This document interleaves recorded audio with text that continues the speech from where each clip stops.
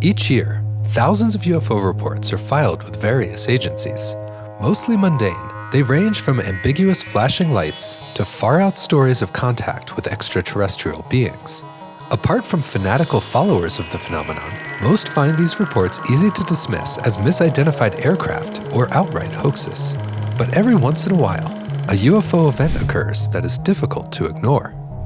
Phoenix, 1997. Thousands of residents, including the governor of Arizona, witnessed a football field-sized object gliding silently above the metropolis. Los Angeles, 1942. Hundreds of witnesses observed U.S. anti-aircraft artillery engaging unidentified craft in the legendary Battle of Los Angeles. Zimbabwe, 1994. 62 schoolchildren encounter a flying saucer landing and receive telepathic communication from the craft's inhabitants. This last event, known as the Ariel school encounter, remains one of the most compelling cases in UFO lore, in part due to one investigator who was quickly called to the scene. Beyond the exacting similarities of the children's testimonies and the numerous drawings, the man responsible for documenting their stories carried a resume beyond reproach. Pulitzer Prize winner, head of psychiatry at Harvard Medical School, and best-selling author, Dr. John Mack was no stranger to accolades and the respect of his peers. Yet he risked his professional reputation and his personal success in the pursuit of a truth he was convinced of. The event described by the students of the Ariel School was real, and validating their stories of contact was worth the cost of ridicule.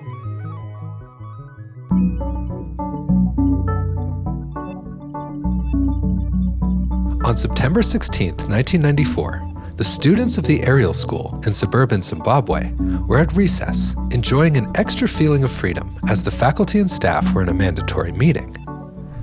The children noticed 3 orbs hovering in the distance.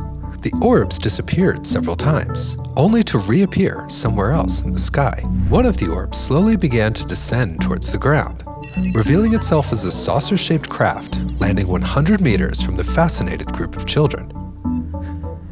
2 small beings emerged from the craft, standing roughly 3 feet in height with massive oval-shaped eyes, shoulder-length black hair, and dark, tight-fitting suits.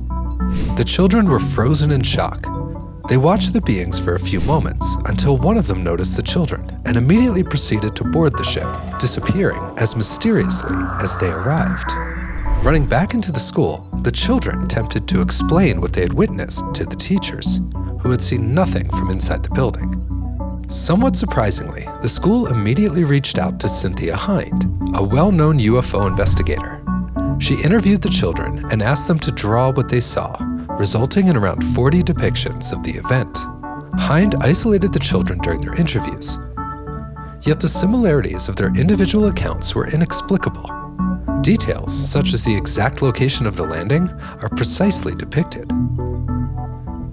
Armed with his preliminary information, Hind reached out to Harvard professor Dr. John Mack to share details of this extraordinary contact experience. Mack had published a book of alien encounter case studies just a few months previously, and Hind expected he may have an interest in these children's stories. Mack wasted no time in booking his passage to Zimbabwe. Awarded a Pulitzer Prize for his biography of T.E. Lawrence in 1977, Mack's most recent publication, Abduction: Human Encounters with Aliens, met with critical animosity from his peers, despite becoming a bestseller. His colleagues and superiors at Harvard were particularly concerned about the book, and for the first time in the school's history, a committee was assembled to investigate the legitimacy of Mack's work. The book was not criticized for its methods, however. Mack was a rigorous and ethical psychiatrist, and there was nothing controversial about his relationship to his patients or his case study techniques. It was revealed to Mack that the objections were with his conclusions on the topic. He wrote, "I would not have gotten into trouble if I had not suggested that my findings might require a change in our view of reality, rather than saying that I had found a new psychiatric syndrome." When he arrived in Zimbabwe, the battle with Harvard was still ongoing. Undeterred, Mack carried with him a unique set of professional experiences. Before turning his attention to the alien contact experience, his clinical expertise was in child and adolescent psychology. Mack interviewed each of the children individually, making sure that they would not influence each other's stories. Again, the uncanny similarities in their descriptions led Mac to believe they were indeed describing a legitimate event. Many of the older children spoke of receiving a telepathic communication from the visitors when they looked into their large black eyes. The messages centered around environmental destruction, with one student saying they were told, "We are not taking proper care of the planet." Another said, "They want people to know that we're actually making harm on this world." Mac had heard similar telepathic warnings from former patients with alien contact experiences. In fact, abduction research is full of these sorts of messages. And this is not the only significant similarity the group testimony of the Ariel school children bears to other reports of alien encounters. Orbs, often in groups of 3, have frequently been witnessed performing impossible maneuvers, like the sudden disappearance and reappearance seen at the school. The familiar saucer shape of the craft is all too common in UFO reports since the 1940s, although this can perhaps be dismissed by its prominence in TV shows and movies. Possibly the most compelling detail is the matching reports from all of the students describing the beings as having long black hair. Aside from this feature, the aliens from the Ariel school sighting match the typical description of alien greys.